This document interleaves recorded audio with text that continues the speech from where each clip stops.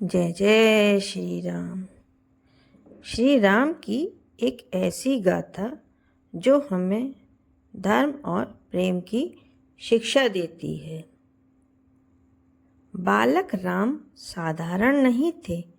उनके मुख पर अद्भुत तेज था, आँखों में करुणा और मुस्कान में अपार शांति। गुरु वशिष्ठ ने उनका नामकरण करते हुए कहा, यह बालक केवल राजा नहीं बनेगा, यह मर्यादा का मानक बनेगा। यही कारण था कि आगे चलकर संसार ने उन्हें मर्यादा पुरुषोत्तम कहा। अयोध्या की सरजू नदी उस दिन कुछ अधिक ही शांत बह रही थी, मानो उसे भी ज्ञात हो कि आज सूर्यवंश में एक ऐसा दीप प्रज्वलित होने वाला है जिसकी लौ युगों युगों तक मानवता का मार्गदर्शन करेगी। महाराज दशरथ के महल में मंगल वाद्य बज रहे थे। देवताओं ने पुष्प वर्षा की और ऋषियों ने वेद मंत्रों का उच्चारण किया। कौशल्या माता की गोद में एक दिव्य बालक ने जन्म लिया। वह थे श्री राम। बालक राम साधारण नहीं थे। उनके मुख पर अद्भुत तेज था, आँखों में करुणा और मुस्कान में अपार शांति। गुरु वशिष्ठ ने उनका नामकरण करते हुए कहा, यह बालक केवल राजा नहीं बनेगा, यह मर्यादा का मानक बनेगा। यही कारण था कि आगे चलकर संसार ने उन्हें मर्यादा पुरुषोत्तम कहा।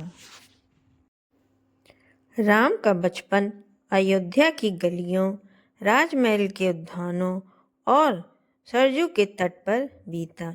वे अपने भाइयों लक्ष्मण, भरत और शत्रुघ्न के साथ खेलते, सीखते और बढ़ते।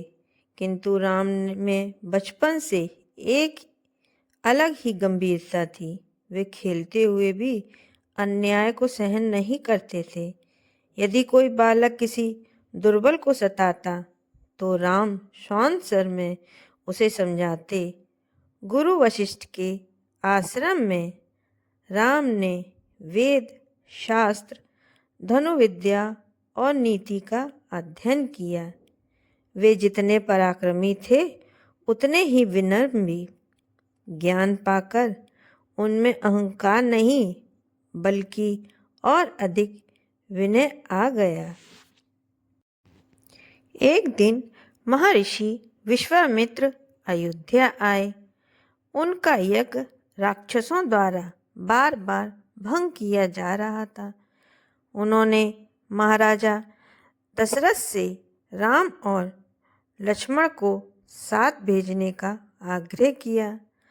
दशरथ हिचकिचाए, किंतु राम ने स्वयं आगे बढ़कर कहा, पिताजी, धर्म की रक्षा मेरा कर्तव्य है। वन में जाकर राम ने ताड़का का वध किया। यह उनका पहला युद्ध था, पर उसमें भी करुणा थी।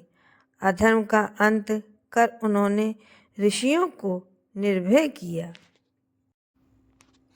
मिथिला में राजा जनक ने सीता स्वयंवर का आयोजन किया। शर्त थी, जो शिव धनुष उठाकर उस पर पतंगा चढ़ाएगा वही सीता से विवाह करेगा।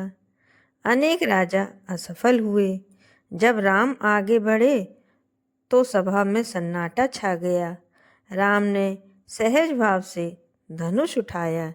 जैसे ही पतंगा चढ़ाई, धनुष टूट गया।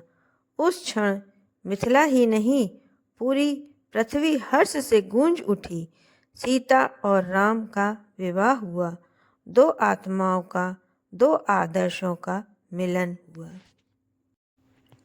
अयोध्या लौटने पर राम के राज अभिषेक की तैयारी होने लगी। नगर आनंद से भर गया, किंतु नियति कुछ और ही चाहती थी। कैकेयी ने अपने दो वरदान मांगे, भरत का राज्याभिषेक और राम को 14 वर्षों का वनवास। दशरथ टूट गए, पर राम ने बिना किसी विरोध के कहा, पिता की आज्ञा मेरे लिए सर्वोपरि है। न क्रोध, न शोक, केवल कर्तव्य। सीता और लक्ष्मण ने भी वन जाने का निर्णय लिया।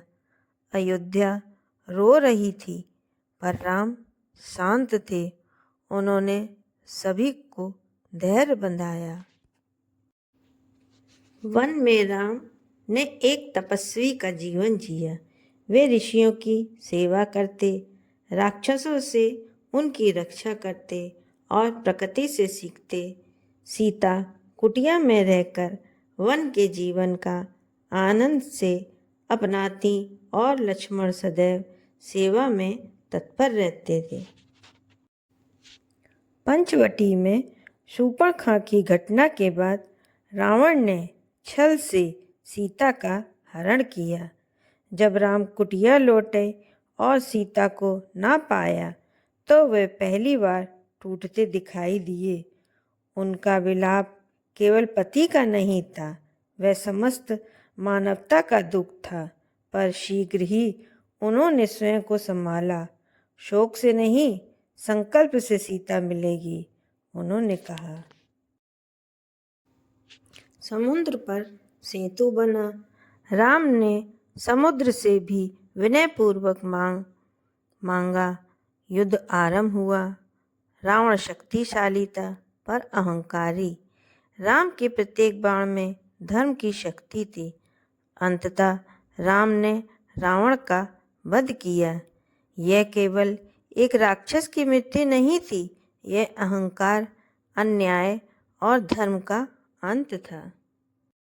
सीता ने समाज के प्रश्नों के कारण अग्नि परीक्षा दी और अग्नि ने उनकी पवित्रता प्रमाणित की। राम का हृदय करुणा से भरा था, पर राजा के रूप में उन्हें लोक मर्यादा का पालन करना पड़ा। 14 वर्ष पूरे होने पर राम अयोध्या लौटे।